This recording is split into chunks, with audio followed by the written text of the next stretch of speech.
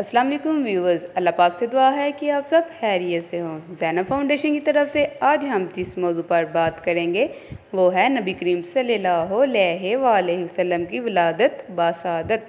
रसूलुल्लाह सल्लल्लाहु अलैहि वसल्लम की विलादत बासादत मक्का में शुएब बनी हाशिम के अंदर 9 रबीउल अव्वल बामुताबिक 19 अप्रैल 570 बरोज़ पीर हुई और कहा जाता है कि 12 रबीउल अव्वल को सुबह के वक्त हुई। अब रोशनी की वो किरण फूट पड़ी थी जिसका रूह ज़मीन पर सदियों से इंतज़ार था और इसके बाद इंसान को क़यामत तक अंधेरों से उजाले की सिमत जाने का रास्ता मिलने वाला था। हौसला अफजाई के लिए हमारे चैनल को सब्सक्राइब करें और बेल आइकन को प्रेस करके ऑल नोटिफिकेशन को प्रेस करें ताकि हमारी आने वाली हर वीडियो आप तक पहुँच सके।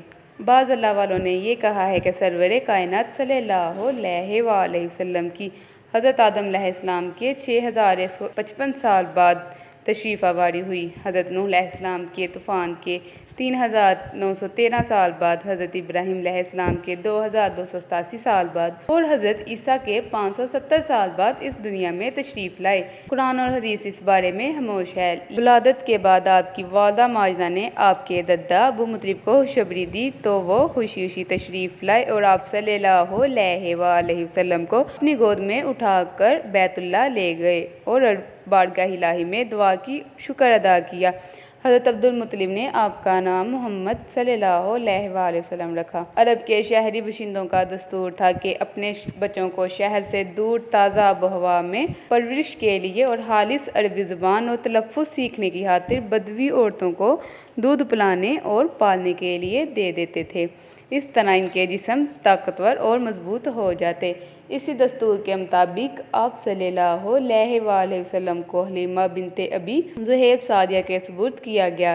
ये कबीला बनी साद बिन बाकिर बिन हुज़ैन की एक खतून थी। उनके शोहर का नाम हारिस था और कनीयत अबू काबशा थी।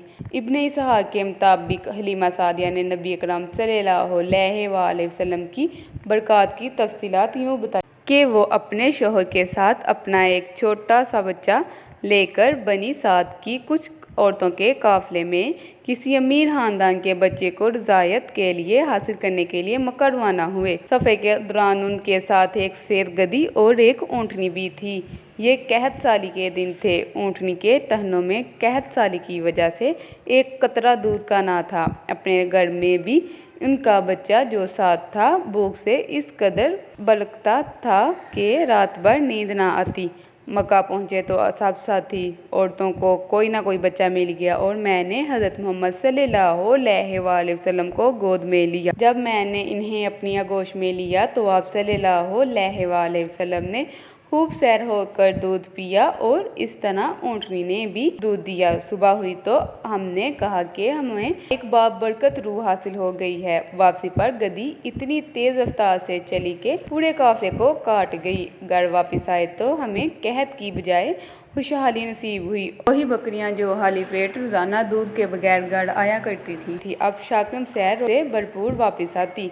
नबी अकरम सल्लल्लाहु अलैहि वसल्लम 2 साल के हुए तो अपने हम उम्र बच्चों से ज़्यादा बड़े और मजबूत लगते थे। क्योंकि मक्का शहर में इन दिनों वबा फैली हुई थी, इसलिए हलीमा सादिया ने आप सल्लल्लाहु अलैहि वसल्लम की वालदा माजिदा से इजाज़त हासिल की कि वो आप सल्लल्लाहु अलैहि वसल्लम को मज़ीद कुछ अरसे के लिए अपने पास रखें ताकि आप सल्लल्लाहु अलैहि वसल्लम मज़ीद खुली आबोहवा में परवरिश पाएँ। हमारी हौसला अफजाई के लिए हमारे चैनल को सब्सक्राइब करें और बेल आइकन को प्रेस करें और ऑल नोटिफिकेशन को प्रेस करें ताकि हमारी आने वाली हर वीडियो आप तक पहुंच सके।